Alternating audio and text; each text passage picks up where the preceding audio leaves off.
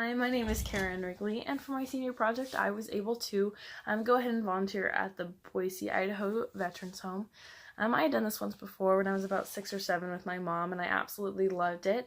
I have memories of, getting M&Ms from Patty and hanging up my school drawings and pictures and stuff in Eugene's room, and I think being able to come back to the Veterans Home, even though maybe it's not the same people, it definitely was, kind of like a breath of fresh air for me. It was very relaxing, and I loved it, and I immediately was like, oh, I love all these people, and it was great. And I remember coming home and telling my mom about how much I loved it, and so being able to volunteer here again has definitely made my life quite a bit better. So one of the things that I was able to do there was serving dinner, and actually this is one of my favorite things to do. So dinner starts at about 4:30. They're not super strict on times, but 4:30 was pretty much the main time that they try to start by. At about 4 or 4:15, the volunteers and the staff will go on up to different members' rooms and help them get down for dinner, whether it's, just like, holding onto their newspaper and their book and their glasses while they wheel their wheelchair down the ramps, or if it's pushing their wheelchairs down, or just even talking to them as they walk down. It's just simply to make sure that they're comfortable and, feeling good and ready to eat dinner, and, just to make sure that they're having a great day, basically. We're just trying to make their lives as best as they can be right now.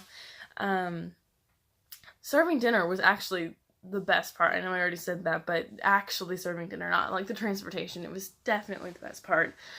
So what you would do is you would go into the kitchen, and they would have all these trays laid out, and they have their name on it, and then underneath their name is a little number, and that's the number of the table.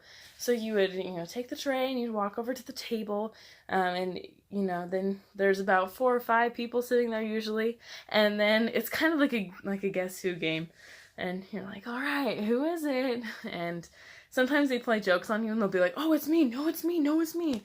And then you're just kind of sitting there like, ah! But they're super friendly, and they're super fun, and they love having volunteers there. And it's super easy just to strike up a conversation at dinner when you're dropping off trays, and it's kind of hard to pull yourself away to go get more trays.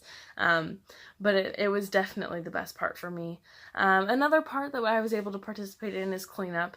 And, well, nobody really likes cleaning, but I did like cleaning up just because I was able to talk to a couple other volunteers and also meet the staff in the kitchen a little bit, and that was definitely interesting because you could tell that they were having really cool bonding experiences with these veterans as well, and that was just pretty amazing to me. Well, another part of the Veterans Home that I was able to participate in, maybe not as much as the serving dinner, but it was definitely a prominent part, was hanging out in the library. A lot of the veterans there have difficulty reading just because, they're aging and their eyesight goes as they get older. So I would sit down with them, and we'd either pick out like a book that they wanted to read, or a lot of the times it was just the newspapers, and I would go through all the headlines, and they would be like, oh, read me that one. Oh, read me that one. And they're like, oh, no, you can skip that one. And some of them would want to read the comics, but they did not understand that not every newspaper has comics. And it was just super fun. I remember talking to one older gentleman. He told me to call him Frank, but everybody told me that that was not actually his name. But we'll call him Frank just for the sake of this video. And he talked about politics with me for a good hour or so, just about everything that he thought, and I believe it was about the Kavanaugh case, actually, and he was very fired up about it, and I just loved it. I loved hearing his opinion about it. I loved hearing how it was when he was younger, and what he thought of, politicians now, and how he thinks of the government now, and it was definitely an eye-opener for me, and I loved it. Like I kind of mentioned earlier when I was talking about dinner, I talked about transportation. So the way that they have the Veterans Home set up is there's a couple different wings. There's 2 floors, and so the top floor, the second floor, is pretty much for the most independent veterans. I mean, they're still not, like, super great physical condition or anything. A lot of them will still have canes and walkers, but they are the ones who can care for themselves for the most part. And then those on the lower level have more difficulty getting around and more difficulty communicating and helping like themselves. So typically we would start with the ones on the lower floor and help just get them to and from where they want to go. They do have a little way of communicating with the staff from inside of their room if they need help getting somewhere, so then you just run on over there and help them out, and it's super fun. I mean, you get to just have a brief chat while you're taking them over to the library or taking them over to the craft room, and it's super fun. You get to know a lot of their interests and their hobbies, and that's great. I absolutely loved that. Like I mentioned earlier, a lot of them do have wheelchairs and walkers. However, they do not actually like to use them. I often hear them complaining about them, and they're like, this stupid thing. They're like whacking their cane on the ground, and it was just really funny for me. And so a lot of them, sometimes they try to stand up, but it's, not encouraged because we really don't want them to hurt themselves. But transportation is definitely the best part. I already said that. I guess I already said that. Serving dinner was the best part, but I guess it was all just great. I loved it, like I mentioned earlier. I learned quite a few things here. So I guess when I was volunteering, I did serve 20 hours of, like, on-the-clock volunteer time. However, I did spend way more than 20 hours there in general.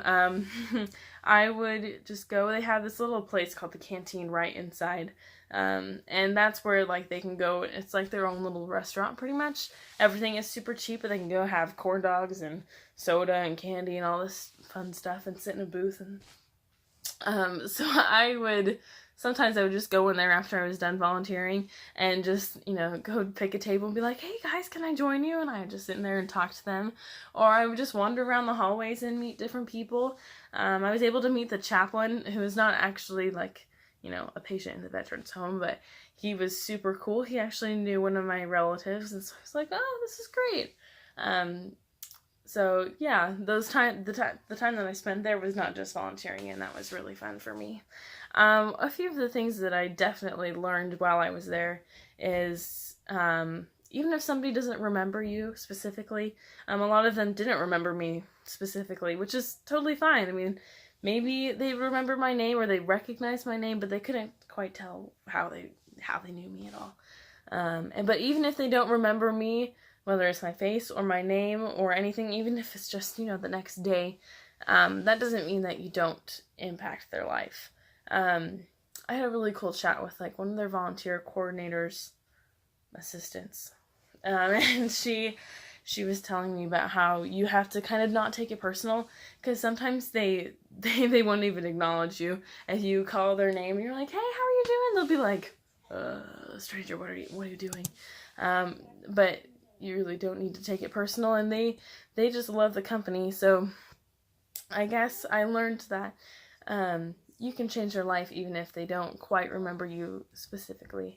And I also learned that helping people doesn't make just them happy, but it also makes me happy. I totally could tell a change in my attitude once I started volunteering there. I would come home feeling, like, super happy, and I felt like I had all these new friends, and friends who are not involved in all the teenage drama, and I loved that. And I definitely think that I'm going to continue volunteering here after I finish this video. And it's going to be great, and it definitely is helping me get through, this last bit of high school. So I'm definitely grateful for this opportunity. Well, that about wraps up my video, so thank you so much for watching.